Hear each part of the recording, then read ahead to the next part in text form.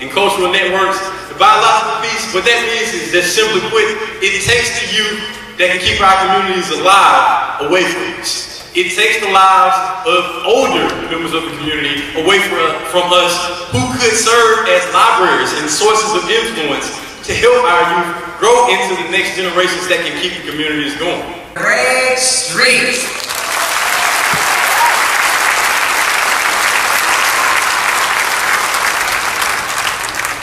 How y'all doing? We'd like to give the church a round of applause for welcoming this event. To the families who lost their loved ones, hopefully their lives won't be in vain. We'll have some people that really leave here today to do some positive things in the community, to really give back and bring back to this community what it really deserves. Dekalb County, as we all know, is the richest black community in the country. And I want to ask the people in the audience right now real briefly, how many people in the audience have been to the King Center? Who's visited the King Center? Pretty much everybody? Now, I want to make a statement. This past weekend we had a birthday bash, if you want to do a car body show, which in attendance supposed to be fixed, probably was like 40,000 car body show, probably 17,000, 18,000 at birthday bash. Now, this church should be filled to capacity for this event.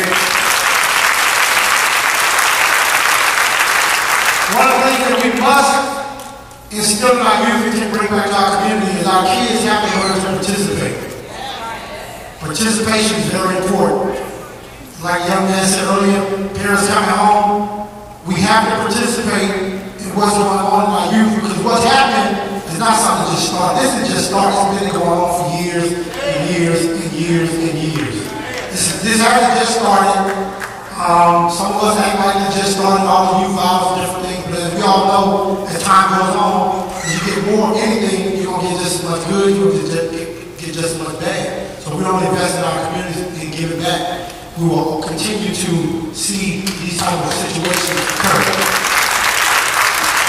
Your gangster music, gangster rap, the more drugs you sell, the more people you kill, it increases your street credibility, which therefore increases the number of sales.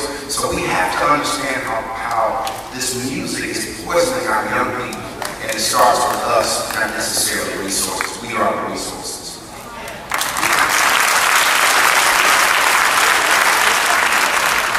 You know, oftentimes people say that there are lack of resources in our community, and for someone who works in government and has worked in government for about 13 years, I don't see a lack of resources. I see a lack of people willing to participate and take advantage of resources.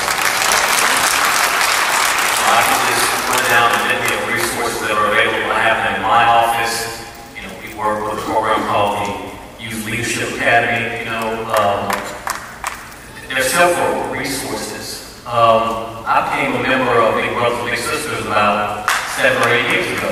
And, you know, I'm not saying that because I'm asking for a clap. The point that I'm trying to make is what I learned when I became a member about 7 years ago was that here in Atlanta, Georgia, where you have more prominent African-American men than perhaps anywhere on the face of the earth, there is a backlog, there is a waiting list of years for young black men to be mentored by other African-American men.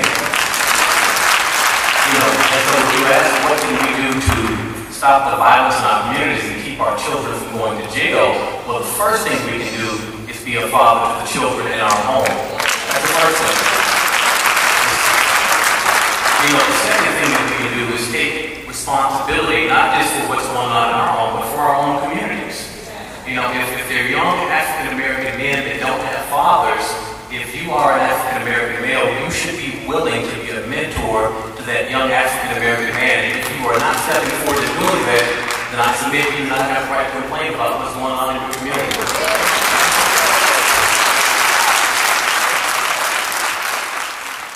Well, you know the line, it takes a village to raise a child. You have friends, uncles, grandparents, at our job, co-workers. My sisters are best friends with our receptionist, my boss. They all hang out together because we will all step in and take matters into our own hand. If somebody sees one of my sisters out and about, they'll let me know. Because at the end of the day, we have to communicate. You need to know who the parents are, or the friends that they're going out with. No, you're not just going to the movies. I want to know who you're going to the movies with. I want to know what party you're going to. I want to speak to the parents that you're spending the night at. I want to know where you're going at all times.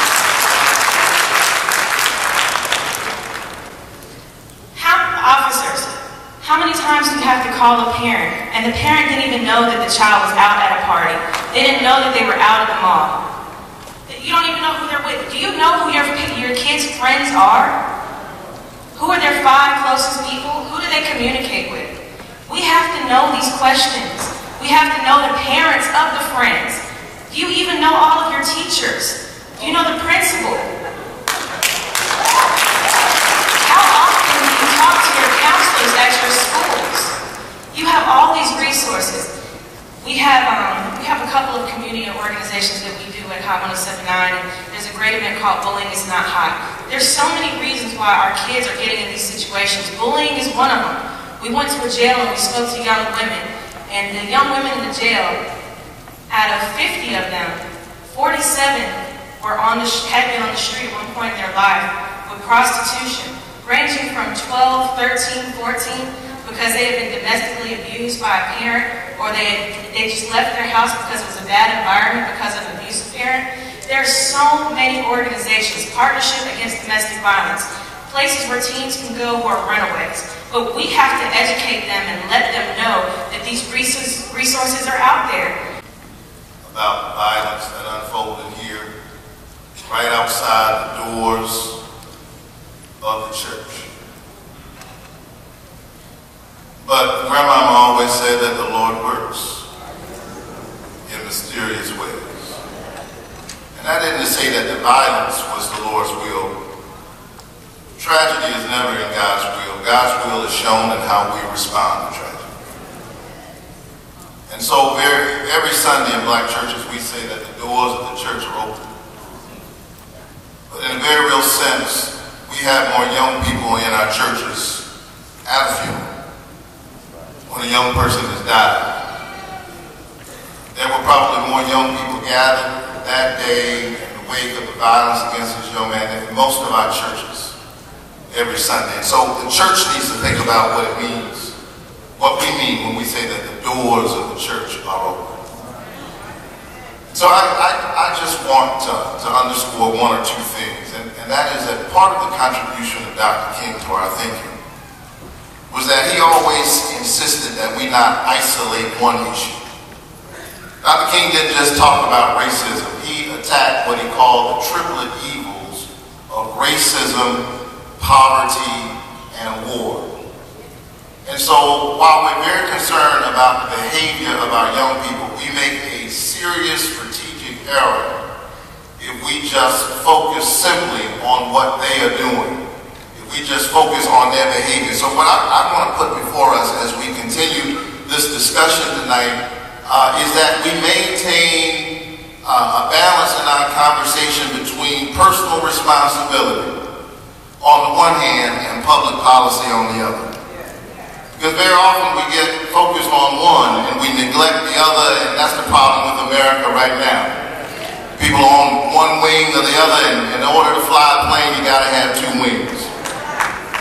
All participated in our prayer vigil. I want to take a moment to thank CEO Burl Ellis for convening the summit on youth violence. We congratulate you on the extraordinary work that you are doing here in Dekalb County, as well as in the entire metro Atlanta area, and your commitment to addressing this issue affecting our youth and our future generations.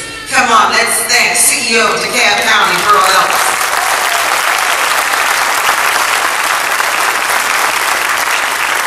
I also want to thank CEO Burl Ellis for inviting me to be your MC. I have enjoyed it. It's been my honor to be a participant in such an extraordinary event. Let's give all of our panelists and participants a big round of applause. Every one of them. Oh yeah, give it up for them. They gave us their valuable time and we appreciate it. Oh yes. I want to thank our special guest speakers who spoke before you today. I want to thank Reverend Dr. Kim Samuel. Thank you for allowing us.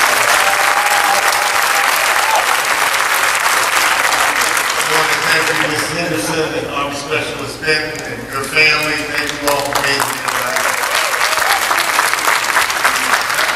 I really just want to thank each and every one of you for participating.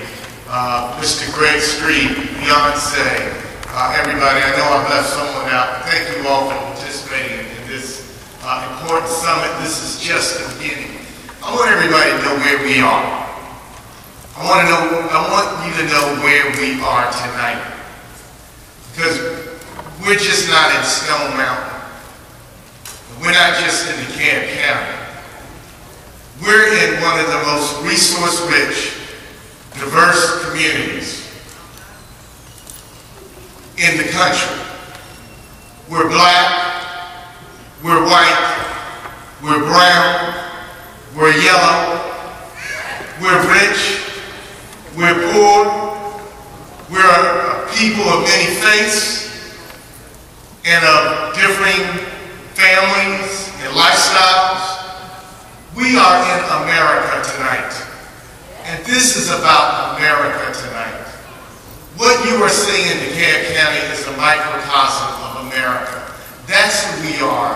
That's who we represent. And that's what this issue is all about. And so I want to leave you with a charge. And I'm going to be very brief.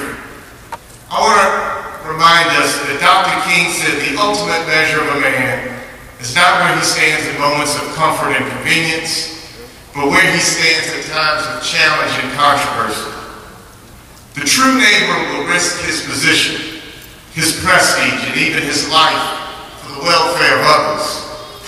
In the dangerous valleys and hazardous pathways, he will lift some bruised and beaten brother to a higher and more noble life.